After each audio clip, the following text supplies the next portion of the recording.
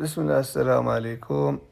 أهلا وسهلا، مرحبا بكم في واحد الطبخة. اليوم نطيب رز بخاري. مرحبا، تابعوا معنا الشرح، خليكم معنا. بسم الله. الحين كيكون عندنا اللحم سيدي ديال الغنم، لحم الغنم.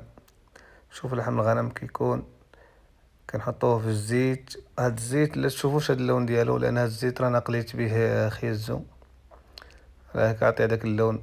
داك الزيت قليت به خيزو، عسلتو به. بعدين كنضيفو عليها 3 حبات مطحونين ديال الطماطم ديال المطيشه. بعد ما يستوي شوف اللحم، وبصله وجوج ديال البصلات، بصلتين، والثوم اختياري، بغيتو ديروا الثوم ما بغيتو ما ديروش الثوم. بعدين كنضيفو 3 معالق ديال الطماطم معجون، كتعطي واحد النكهه. شفتو؟ بعدين البهارات، شو البهارات شنو؟ بهارات كمون، كثروا من الكمون، هذا البخاري بيبغي الكمون كتير. بهارات مشكله، فلفل اسود، ملح، فقط 4 حاجات. اذا عندكم الهيل بغيتو تضيفوا الهيل ضيفوا الهيل، باش ماشي اختياري. بعدين كتضيفوا الماء سخون، الماء طايب، يعني مثلا تضيفوا على هاد القميله او الطنجره، وتغطوناها لمده 40 دقيقه ولا 45 دقيقه لبين ما يطيب اللحم.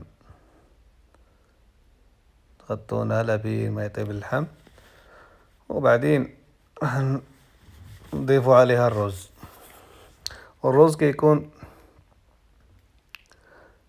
دابا اللحم كل استوى، اللحم طاب، غادي نضيفو الرز على اللي يكفي الناس اللي موجودين، القدر اللي يكفي الناس اللي موجودين. الرز كيكون مغسول، ماشي مغسول فقط، كيكون في الماء لمدة 3 ساعات أو 4 ساعات، وكيكون في الماء دافئ، الماء سخون، ماشي ماء بارد. لازم تغسليه 3 مرات حتى يولي الماء نظيف، الماء نقي، وبعدين تضيفي عليه الماء سخون دافئ لمدة 3 ساعات ولا 4 ساعات، باش الحبة كطوال، والحبة كتكون كتعطي واحد الطول.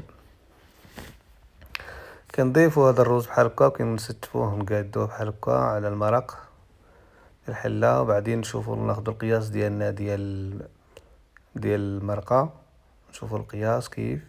بعدين نضيفو الماء طايب، ما يكونش بارد، الماء طايب، الماء يكون القدر ديالو 2 سنتيم فوق الرز، واصل 2 سنتيم الماء فوق الرز، 2 سنتيم. لا تكتروش بزاف باش ما يجيش معجن، او ما تنقصوش الماء بزاف باش ما يجيش الرز ناشف.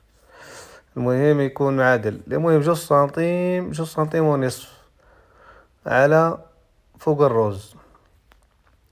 بعدين بتغطون الحلة وتغطون القاملة الطنجرة، وتخليوها لمدة 25 دقيقة حتى ل30 دقيقة، يعني لمدة نص ساعة على آخر نار هادئة. كتكون النار هادئة آخر درجة، باش ما ينشفش دغيا داك الرز ويبقى ناشف، فهمتوا؟ نار هادئة. بعدين نسيبوها ونرجعو ونشوفو معنا. المهم حنا وصلنا لهاد الدرجة، الرز كيكون الماء نشف من فوق شوية. كنشدو داك الخيزور الجزر اللي هو الزبيب، كنحطوه الفوق، بس كنشروه باش يعطي واحد النكهة، واحد اللذة مع الرز. ونوليو نغطيو الطنجرة، ونبعدو منها لمدة 10 دقائق فقط، أو على حسب، يعني لمدة 10 دقائق نضيفوها، نغطيوها ونرجعو لكم بعدين.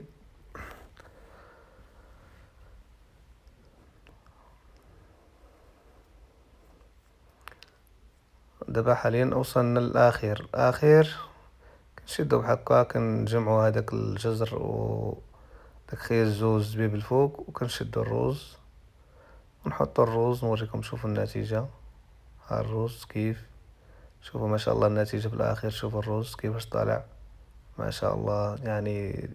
شوفوا نقول لكم، أنتم تحكموا من الصورة، والمذاق علي أنا. شوفوا ما شاء الله كيف الجزر معسل بالسكر ومقلي بالزيت، وشوفوا الرز كيف طالع بالزبيب الكحل، الزبيب الأسود والزبيب الأبيض، واللحم الغنم ما شاء الله. شنقول لكم بالصحة والراحة على قلوبكم، صحة وعافية على قلوبنا وعلى قلوبكم. وكنتمنى الناس اللي يجربوا بالصحة والراحة. وآسف على التصوير لأنه التصوير ماشي جاهز، ما عرفت التصوير كيف، ما خديتش راحتي في التصوير كيف نصور ونحط حساب بوحدي. المهم بالصحة وهنا، السلام عليكم.